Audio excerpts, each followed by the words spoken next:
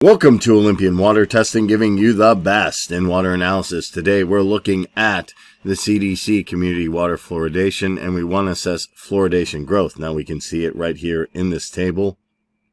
We can see the key right here: population receiving naturally fluoridated water, served by community waterway systems, total community water systems fluoridation, and total U.S. population. So we can see this all color keyed right here, and the information: fluoridation growth by population from the U.S. 1940 to 2014. So let's take a look at this chart.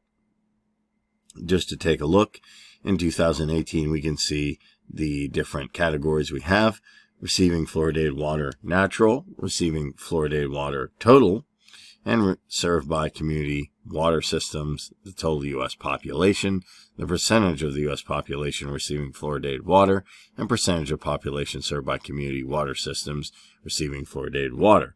So we can see what's going on in 2018, and we can actually see all the way down to the 1940s and then up to the 1950s. So the interesting thing is we can come down here. In the 40s, there were no Americans receiving it up until 1951. Then we see it come in at 3.3%. Then it jumps in 1952 to 8.8%, 11%, 13, 15. And then as we get into the end of the 50s, it gets into the 20 percentile range. And then it keeps going up until the mid-60s into 35.8. As we keep going close to the end of the 60s, we're getting in the 40% range. And we finally break even in 1980. And from 1980, it starkly goes up. And we can see once we get to the 1990s, we're in the high 50s.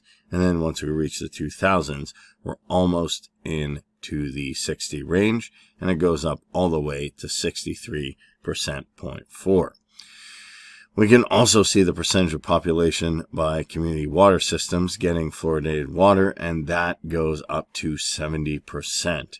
And that started in 1964, actually, and it started at 37%, which is quite a high way to start, actually. But they already had evidence as well from here. So then what they did is start that from here, and it gradually grew. It did have some gaps, but it gradually grew up until 70%. So what this shows is a lot of communities in America, based on these data sources and the CDC, are receiving fluoridated water. Now, to the effects of that, are they good or bad? That is left up to the consumer to decide, but too much of anything, like fluoride, can be a detriment to the water and to the people who are using it. That's why it's always a good idea, based on this growth in fluoride, to have your water tested to make sure that the content of fluoride isn't too high.